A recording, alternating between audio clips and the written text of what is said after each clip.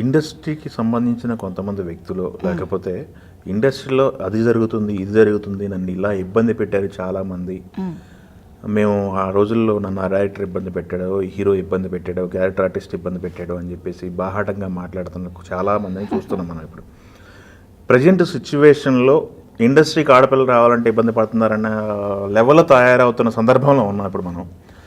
మీ opinion ఏంటి దీనిపైన? అసలు అలా భయపెట్టద్దండి కెమెరాల ముందు కూర్చొని.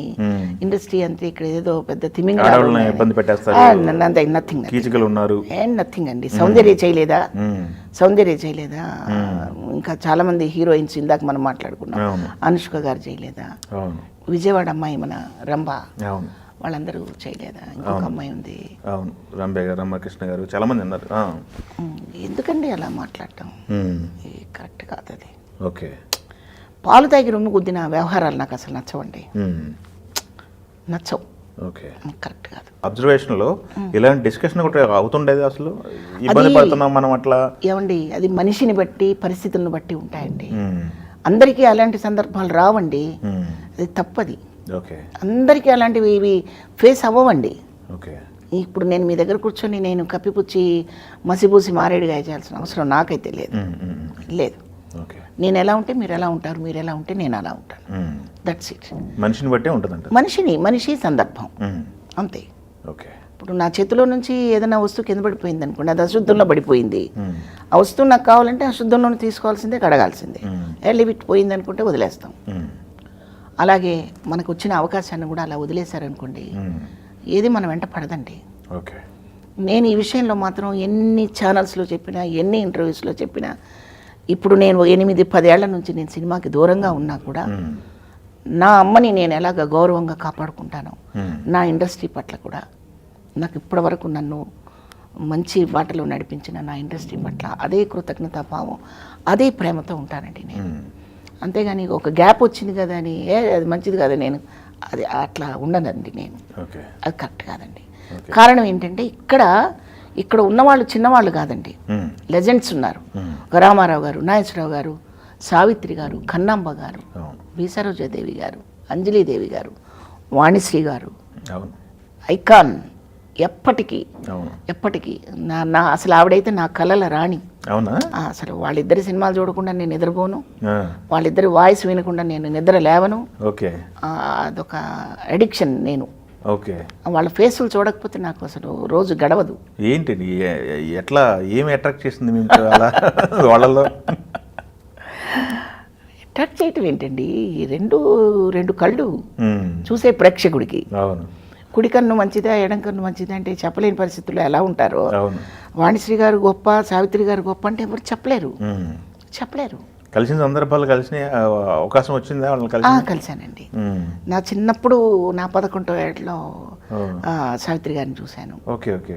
వాణిశ్రీ గారితో ఒక సినిమా చేశాను, అమ్మ నా కోడల అనే ఒక సినిమా.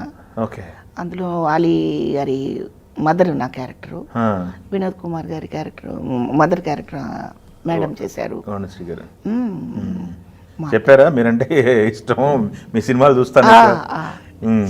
చెప్పాను. నాకు చాలా చాలా ఇష్టం. ఆవిడ మీద ఉన్న ఇష్టం అంతా, సావిత్రి గారి మీద ఉన్న ఇష్టం, ప్రేమ అంతా ఈవిడ దగ్గర అలా కట్టేసుకున్నాను. ఈమె ఇంకా గొప్ప ఆర్టిస్ట్ అండి.